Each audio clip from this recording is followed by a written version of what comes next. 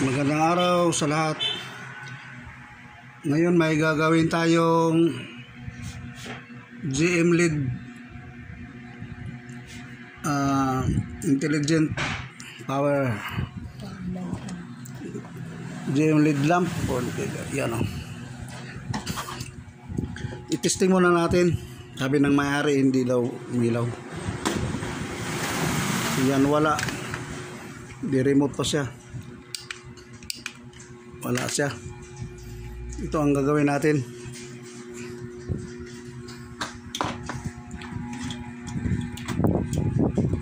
Dito tayo mag-umpisa sa control.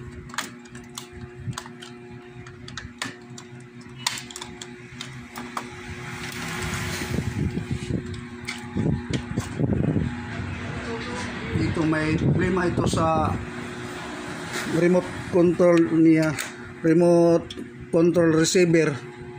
Dito hindi na ito gumagana. Ang gagawin natin, ang relay dito, ito ang i-direct natin. Lagyan lang natin ng damper.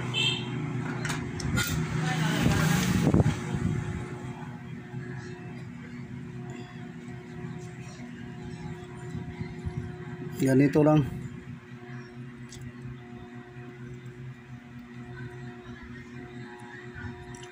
I-direct na lang natin ito.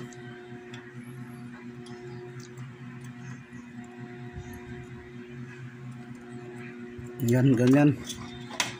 Dahil ito ang contact ng relay, ito ang supply. Ito, tatlong relay ito dito.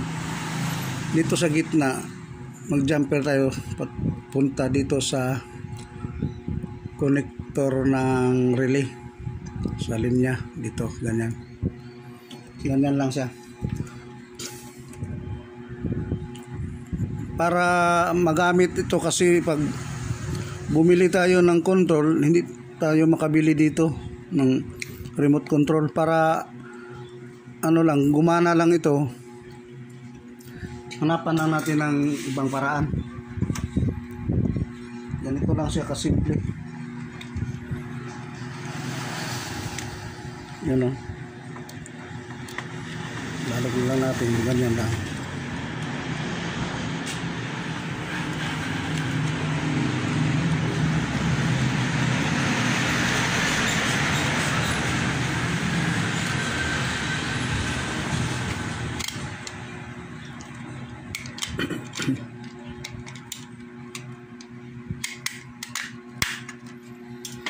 Testingan natin.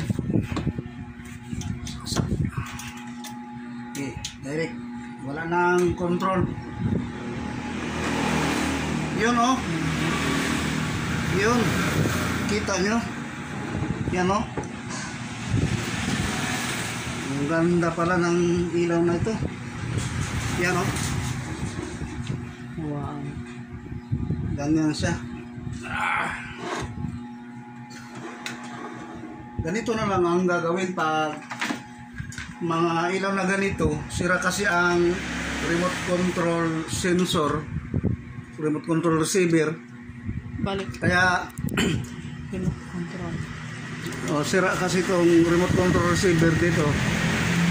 Kaya ang gagawin natin, i-direct gaya ng ginawa ko. Ganyan lang siya. So magamit na ito ng may-ari, kaysa naman ma-junk lang siya.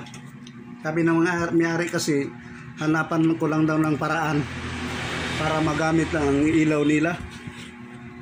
Kaya nasayangan sila sa nabili nila online. Yan. Ganito lang. Maraming salamat.